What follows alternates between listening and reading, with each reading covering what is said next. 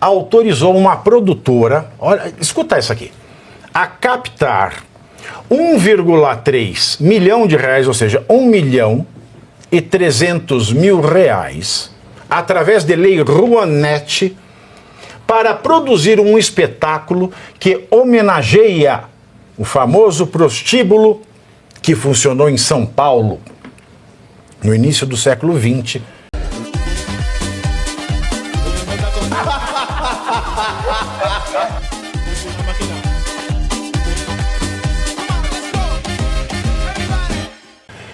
Porque eu já falei faraona, que maravilha aí.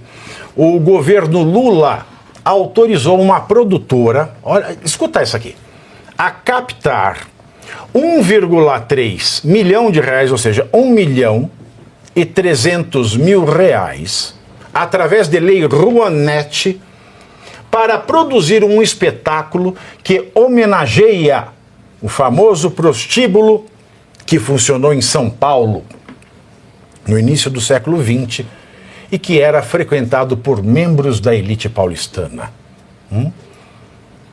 Coitadas das meninas, né? Poderiam ser a elite dos membros paulistanos, né? Mas eram membros da elite só. O espetáculo se chama Tabares Dancing ou Cabaré Máximo. Toda a gerência é feminina. A publicação no Diário Oficial da União diz que os recursos serão usados para, aliás, montar e apresentar o espetáculo que propõe reimaginar, a partir de fragmentos históricos e da ficção, a trajetória das mulheres que administraram esse emblemático espaço no centro de São Paulo no início do século XX. Fecho aspas. Pietro, eu sei que eu quero ouvir você sobre isso. E eu sei que vem processo por aí, né? Vou tentar não falar tantos nomes, né? Mas a Lei Rouanet já tem um histórico de apoiar projetos não tão nobres assim, né? Nós temos o MC Guiné, que recebeu mais de R$500 milhão da Lei Rouanet para fazer seus clipes, suas músicas. Cláudia Leite também arrecadou quase 6 milhões para fazer seus clipes. Seu show, na verdade, foi um show dela, né? Que ela arrecadou mais de 6 milhões. O blog da Maria Bethânia também conseguiu 1,3 milhões. O blog da Maria Bethânia, 1,3 milhões. Maria Bethânia faz num blog? Então, não deu tempo de eu ver, mas eu fiquei curiosa também. Ainda mais com incentivo de 1,3 milhões, né? Deve ser coisa muito boa. É complicado. No blog da Maria Bethânia, exatamente. E em 2016 tivemos a Operação Boca Livre, para quem se lembra, que foi a investigação de mais de 180 milhões de reais desviados da Lei Rouanet. E várias dessas pessoas usavam essa grana para promover festinhas, inclusive casamentos, inclusive festas entre família. Aliás, o grupo Bellini Cultural, né, era um grupo composto pelo pai, a mãe e os 2 filhos adolescentes, foi um dos sentenciados a mais de 19 anos de prisão. E eles promoviam esse tipo de festa que eu nunca frequentei, não sei quem frequentou, mas... É por isso que você está achando a ideia... ruim, porque você não foi. Exatamente, é isso aí. Eu nem queria mesmo, né? Então, assim, eu nunca consegui ver nada de muito bom vindo da Lei Rouanet, sabe? Então, não me surpreende essa notícia. E eu acho que ela só continua a história do que sempre foi essa lei. E aí, Ana Paula, o que você tem a dizer? Olha, o país está passando por uma situação de roubo, de aposentadoria, de gastos sem limites, comprometendo o equilíbrio fiscal. Tivemos aí recente, esses dias, aumento da taxa de juros novamente. O país... Ontem. Anteontem. E fica sempre a questão de quais são as prioridades desse governo. A questão da cultura não é que a cultura não seja importante, mas é um descalabro e é completamente desproporcional o que esse governo destina para a Lei Rouanet. Lembrando que tem artista que vai para a rede social falar que a Lei Rouanet não usa dinheiro público. Tipo a Cláudia Raia, aquela que é muito mesma vibrante, historinha. É uma artista muito vibrante. Que as pessoas ou são ignorantes ou usam de má fé. Não, eles dão um certificado para a gente ir captar recurso nas empresas. Isso. Só que as empresas vão descontar isso em algum tipo de imposto, geralmente imposto de renda, se não me engano, no caso da Lei Rouanet. Você acha que, Cláudio, se é um descalabro, qual é o problema dela dizer calabresa? Não sei como te responder essa pergunta. Eu ia dizer, na esteira do que acabou de dizer a doutora Alcatraz, piadinha foi ruim, né? Eu vou tentar de novo.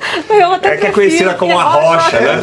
Rocha é chato, né? Não existe almoço grátis. Então é como você explicou, se você tem um certificado lá da Lei Rouanet para ir captar numa empresa, seja ela qual for, e ainda pior, no Brasil as que mais doam são estatais, de alguma maneira o dinheiro está saindo do seu bolso.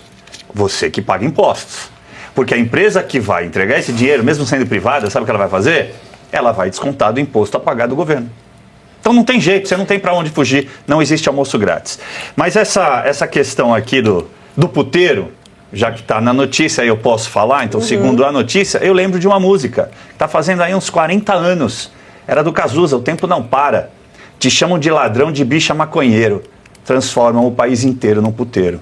Levou só 40 anos. É Você simbólico, sabe, simbólico. eu falei para a mãe do Cazuza, para Lucinha, aliás, um beijo para Lucinha, que se o Cazuza escrevesse esses versos hoje, ele estaria preso por discurso de ódio. Flavinato, não tenho dúvida. Discurso de ódio. Professor, o senhor vai ao espetáculo, a esta zona?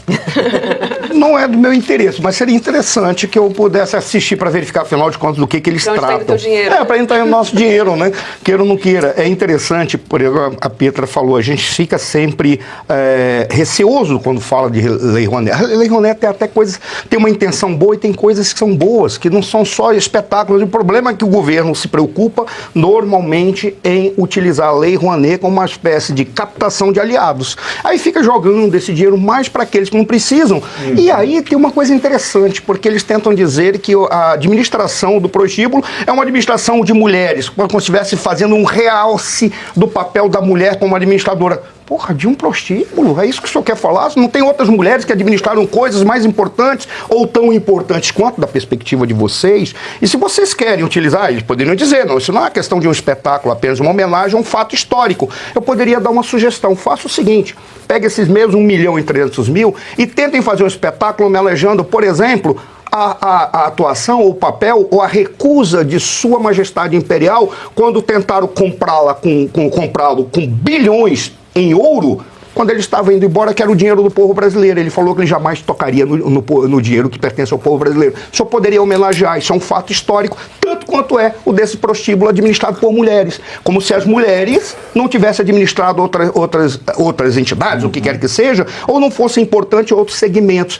Parabéns, vocês estão mostrando qual é o foco de vocês. Eu gosto de pensar o seguinte, que a cultura hoje está preocupada em celebrar cafetinas, que é crime, né? Exploração de sexo ali, e também Maria Bonita. Esses dias me marcaram aí numa entrevista da Iris Valverde. Isis Valverde. Essa menina aí que ela faz Maria Bonita num negócio, num serial, numa minissérie, sei lá, da Globo, que celebra o cangaço. Né, que celebra o estupro coletivo de mulheres pobres, que filha de coronel eles não pegavam não, que celebra uma sirigaita chamada Maria de Ideia, que em vida nunca foi chamada de Maria Bonita, até porque era feia que dói, e que nada mais fez do que largar o marido para se juntar a Lampião para poder viver no luxo, dentro daquela miséria, um luxo proporcionado pelo assassinato, pela tortura, pelo assalto das pessoas pobres. Ela que passou a sua colônia francesa da Maison Roger Gallet, imagina, nos anos de 1920, uma cangaceira usando Roger Gallet, tafetá francesa, seda inglesa, né? As suas coisas pessoais todas feitas em ouro. Então é isso aí que a cultura celebra, tudo o que não presta. E você aí já está preparado para ter todos os argumentos para dizer que Marx não foi um cara legal, para dizer que o comunismo não é um lugar para diversidade, para desmontar essa grande fake news histórica da esquerda, que é repetida por nossos professores de história, de geografia, de sociologia, que é repetida nas universidades, que é repetida nos livros. Está preparado para dizer por que Marx não era um cara legal e por que todo marxista raiz também não é, e por que o comunismo é terrível? Você já leu nos anais de Marx? Pois é, aqui nesse livro você vai encontrar tudo o que você precisa saber para responder aquele sabichão que diz que Marx é um cara legal, pois não é. Leia agora, nos Anais de Marx, a trolha do comunismo transviado para encaçapar idiotes. À venda em todas as livrarias do Brasil, pelo site ou nas lojas físicas. Não deixe de ler.